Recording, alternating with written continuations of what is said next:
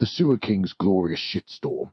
In the year 2023, deep beneath the cobblestone streets of ye old London town, back when it was just a muddy shithole called Londinium or whatever, the sewers twisted like the intestines of a drunken dragon. Rats the size of corgis scampered through the muck, and the air smelled like Godwin's own hangover fart. Down here lived Grubnutt the peasant, a wiry little fucker with a face like a boiled turnip and a wardrobe made entirely of stolen bloomers. Grubnutt wasn't always a sewer dweller.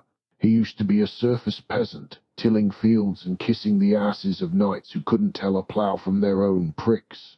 But one fateful day, during the great plague of bad luck, which was mostly just syphilis, he fell through a privy hole while taking a massive dump and decided, fuck it, this is home now.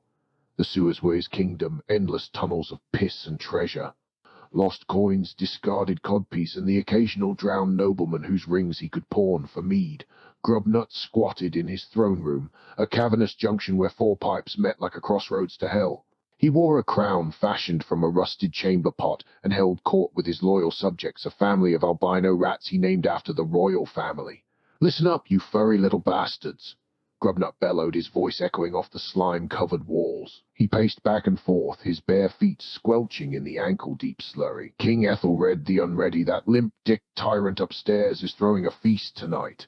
All the lords and ladies stuffing their faces with roasted swan, while we down here eat rat ass and dream of glory." The rats squeaked indifferently.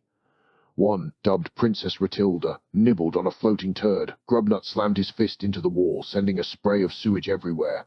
"I said glory. Tonight we rise. We infiltrate the castle through the privy pipes and steal the crown jewels. Or at least the king's favorite goblet. Or a pie. Whatever's not nailed down." His plan was foolproof, which is to say, it was the plan of a fool. Grubnutt grabbed his sword, a sharpened femur bone from some unlucky soul, and a sack made from a nun's habit. "Onward, my vermin army, to the surface." He sloshed through the tunnels, muttering to himself, "Ethelred thinks he's hot shit 'cause he sits on a throne. Well, I've got a throne too. It's called the entire goddamn sewer system." Halfway up a vertical shaft that led to the castle's latrines, Grubnutt encountered his first obstacle. Sir Reginald the Fat, a knight who'd gotten stuck mid-shit after eating too many eel pies.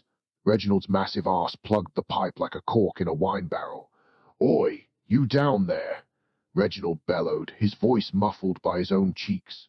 "I'm wedged tighter than a virgin on her wedding night." Grubnutt peered up at the dangling boots and grinned like a demon. "Well, well, if it ain't Sir Reggie the Rectum Wrecker. What's the matter? Too many tournaments of feasting. Insolent peasant, I'll have you flogged." Reginald roared, wriggling futilely. "Pull me free and I'll knight you, or at least not piss on your head." Grubnutt cackled. "Knight me? With what sword, you tiny pecker? Nah, I got a better idea." He jabbed the femur bone upward, poking Reginald's exposed bits. "Ah, you filthy sewer goblin," Reginald howled as Grubnutt yanked him down with a wet plop. The knight tumbled into the muck, face first into a pile of what used to be last week's tavern stew. Grubnutt stood over him, triumphant. "Welcome to my kingdom, Sir Shits-a-lot. Now you're my prisoner. Lead me to the feast hall, or I'll feed you to my rats." Reginald sputtered, covered in filth. "You mad bastard, the king will have your head. The king can kiss my sewer-soaked arse." Grubnutt dragged Reginald along by his chainmail, the rats nipping at the knight's heels. They emerged through a privy in the castle's scullery, right as the maid, Bertha the Busty, was dumping chamber pots. She screamed at the sight of them, two sludge-covered maniacs bursting from the toilet like demons from hell. "What in the name of Saint's bollocks?"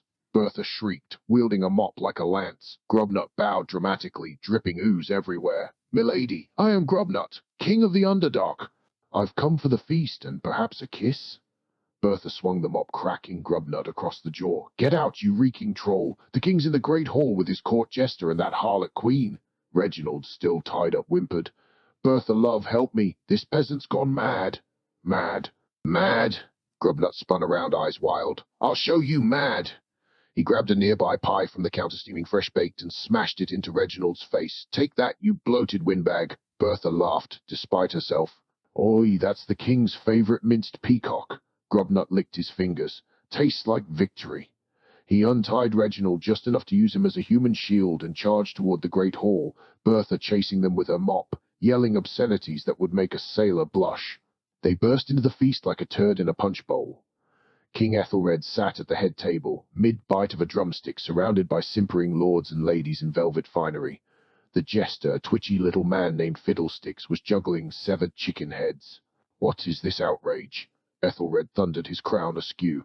Grubnutt shoved Reginald forward, who tripped and face-planted into the queen's lap. "Your Majesty, I am Grubnutt, rightful ruler of the sewers. I've come to claim my throne, by which I mean yours." The court gasped.